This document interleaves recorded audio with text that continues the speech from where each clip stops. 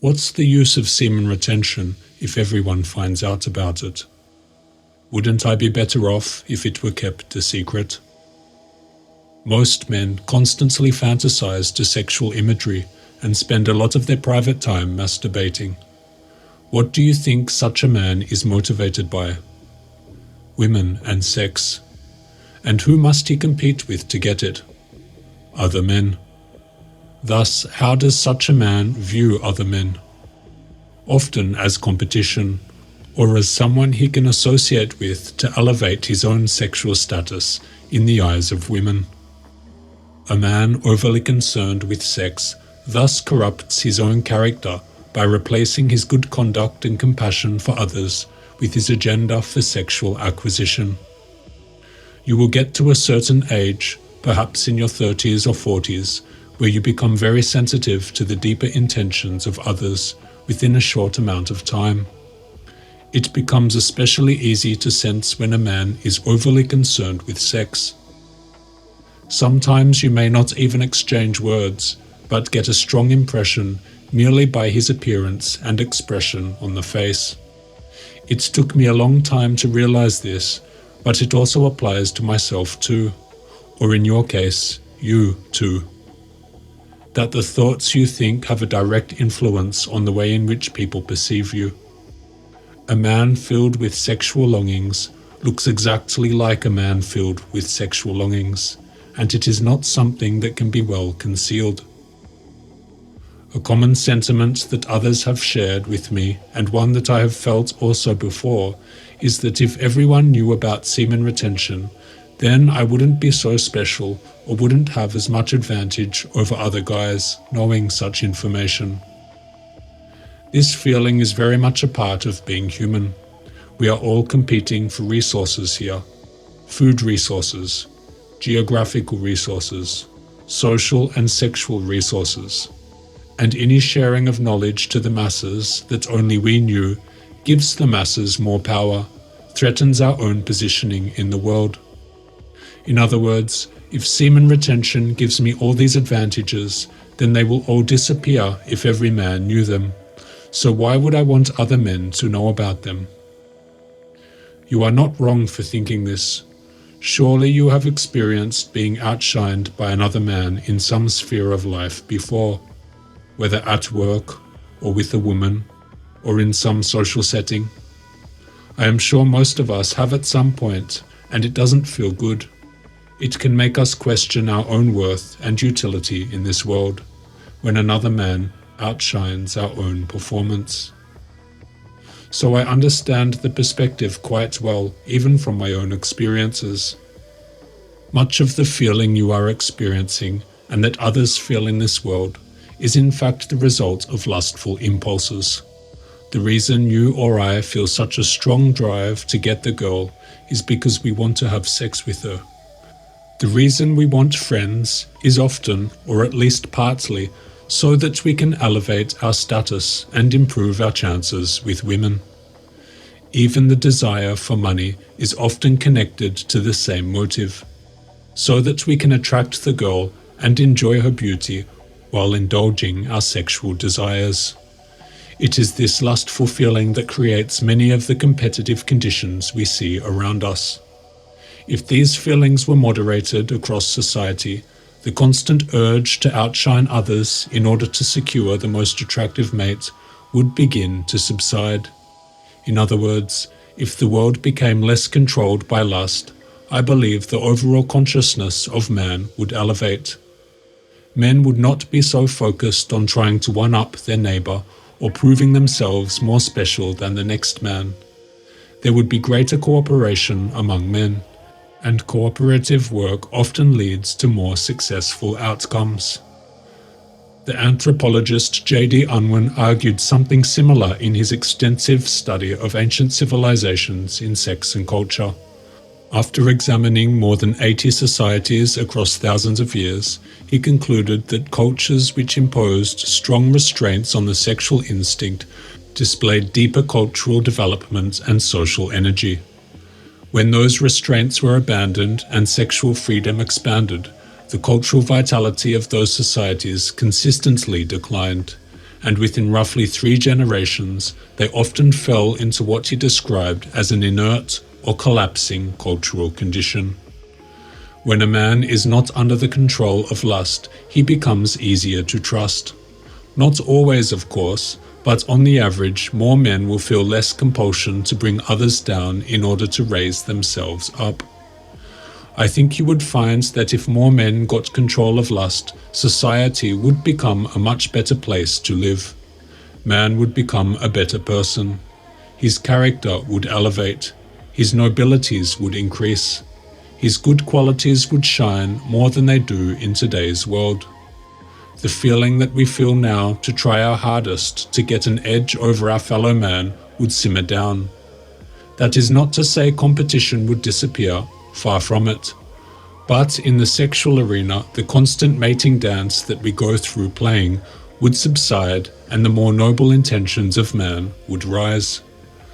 I know you're thinking as an individual, we all do, but as a group, all of us humans are a driving force, and when the whole of humanity elevates, it elevates the environment and living conditions we are in too.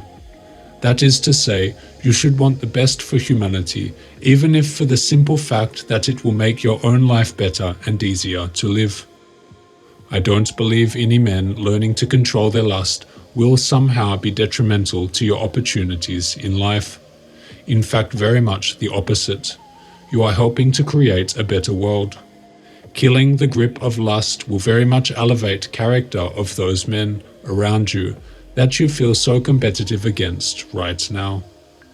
You yourself, when losing this feeling of lust, will also over time see your fellow man less as a member to compete with and more as someone you can work with and cooperate with. Again, it is this sexual hunger that is creating this hostile environment in which we feel so pressured to compete against other men for women. When the majority of men learn to overcome this lust, they will elevate their morality and character. The men of the future will become more divine, closer to divinity, more good in nature and heart, and more loving of their neighbor. They will become less interested in the animalistic and degenerate sides of their nature, and as a result, the harmony in society will begin to restore itself. Your feeling to not share this idea of semen retention, although valid, is because you see this world as a battlefield, and in many ways it is. But the remedy to this is not to fight harder, but for all of us to elevate to a higher plane of existence. The competition that you feel fighting against you is much to do with the animalistic tendencies of man. When men begin to allow themselves to let go of this sexual addiction, they will go through their own self-liberation. No longer will they need to submit themselves to sexual craving. Their interactions with other men and women won't be shaped by their sexual motivations. Man will develop the higher feelings of love, empathy, and compassion, feelings which are often strongly subdued by the lustful feeling. Consider the sex drive of the aging man. Often, when a man passes his 40s and 50s, his sex drive naturally sees a reduction, and as a result, he is often said to mellow out. Napoleon Hill wrote that many don't begin to have success in business until after age 40, precisely because it is this time that the sexual drive wanes and allows man to deeply focus his energies into work and creation rather than sex. Schopenhauer writes, "As a rule, a great writer gives his best work to the world when he is about 50 years of age." This too is perhaps in line with the declining of his sexual drive, but also as he has reached a stage of life where he has a rich palette of human experience and deep reflection to draw from. This sexual feeling is of course very important. It is what drives humans and gives many the reason to live. But this occurs naturally without the need for masturbating or sexual fantasy. Simply talking to a woman incites this sexuality, and not even necessarily in the sexual organs. It simply sparks the masculine energy in the man. It brings out his noble, chivalrous traits. When sexual fantasy is not involved, the natural interactions between man and woman, although stemming from a sexual origin, become very pure and inspire the most exalted traits of both man and woman. From it sparks feelings of love, compassion, moral conduct, bravery, and so on.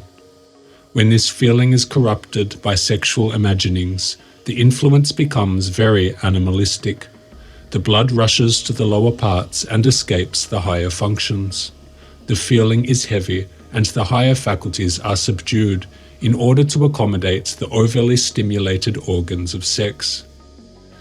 Can you see here how the interactions of a pure and impure man with the same woman can produce two very differing effects on his mind and physiology?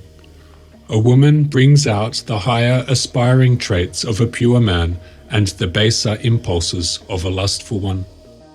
The pure woman will feel much more of a magnetic attraction and natural inclination towards the man with good intentions. And this exchange of energy we speak of here can go beyond the mere physical attraction. A woman will often find herself feeling drawn towards a man she may not have instantly fallen for. The forces of attraction go deep beyond visual beauty. Most men in their 40s know this on some level, and it is perhaps why they often attract younger women, even when not in their peak physical form. A retainer needs not give up his good feelings towards the opposite sex, but he must cut the obsessive lust that is causing him to fantasize and masturbate. The thought of kissing the beautiful woman that you love is very different to the thoughts of sexual indulgence with another. These thoughts activate different organs and nerve centers. They secrete different hormones, and ultimately they shape the man in different ways. You do not even notice yourself being affected by such thoughts, but over time others will see these thoughts in your character.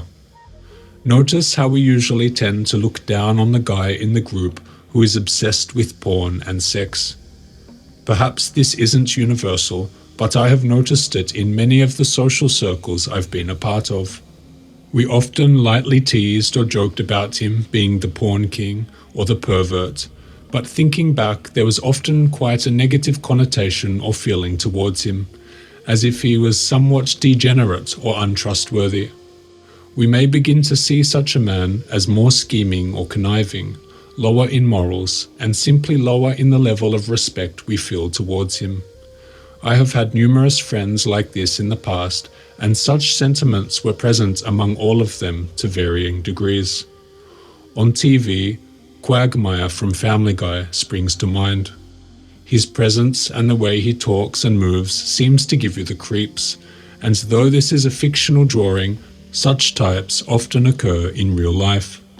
We often develop feelings of disdain towards those overly concerned with sensuality. Thus, the answer, I believe, is not to use semen retention so that we can get a leg up on others and live out our sensual fantasies with women. Such a strategy would only further your own degeneracy and all the misfortune and suffering that comes with it. Much of the friction we experience with men in the social world comes from a corrupted sexual instinct. It destroys a man's moral compass and amiable personality, as he becomes consumed with ideas of sexual encounter. Such a mind state can also destroy the traits and qualities required to form friendships. Lust is at odds with the love faculty, and thus all the secondary traits that arise from love, compassion, empathy, trust, and so on, become eroded in the sensualist.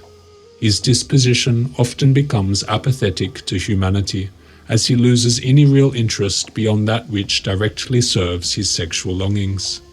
A strong, uncontrolled lust will eventually drain the humanity out of his being. Does this sound like the kind of person you wish to become?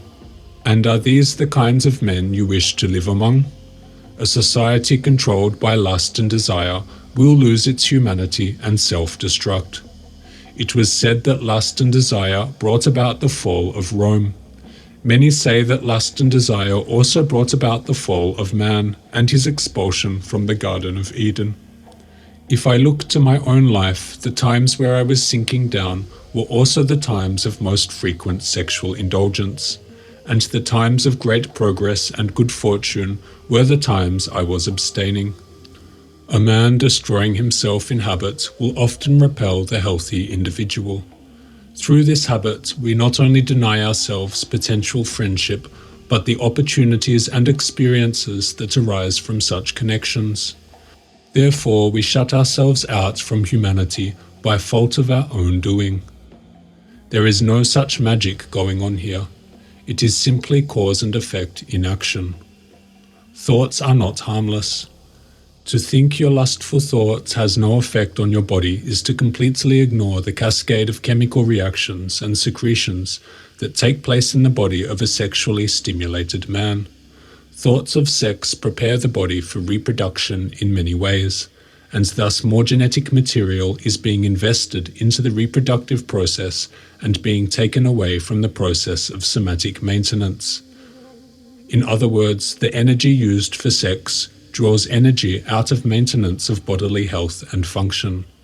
Thus, your thoughts very much play a major influence over your physiology and your attractiveness, your aura, and other markers that people in society will judge you on.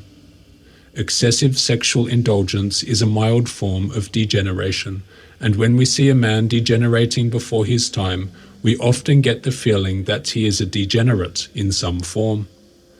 The word that often comes to mind is that he is creepy or a creep. A young, balding man is often perceived of as creepy, perhaps for this very reason. Balding is very much connected to an overactive production of testosterone from the testes, and this, in my estimation, comes about from too much stimulation of the testes, or too many thoughts of a sexual nature. Of course, this is only a theory on a controversial topic, so please form your own opinions regarding this connection. Try to understand that the feeling of not wanting anyone to find out about semen retention comes from the same lust that you are trying to get control of. You don't want others to find out because you want to preserve as much sexual opportunity for yourself as possible. And once that opportunity is secured, you would perhaps likely wish to once again overindulge yourself in the pleasures of the flesh. We don't want others to access the advantages we have in life, because then we will no longer be in an advantageous position. It is hard for us to see much benefit in elevating as a species, as we are all the more concerned with elevating our own individual status. But the society we live in will only improve when the average level rises, not when individuals hoard advantage. This competitive reasoning is the same reasoning that causes crabs in a bucket to pull down the other crabs that try to escape. The problem with seeing semen retention as a secret weapon is that it keeps us thinking in terms of individual advantage. But the real transformation happens when the character of men begins to change collectively. This is how we move towards a world we actually want to live in. Lastly, there is no need to push semen retention onto those who are not seeking it. Each man will discover it in his own time if he truly needs it. Your very choice to live a pure life free from degeneracy will influence those you interact with, and that in itself is the most effective role you can play.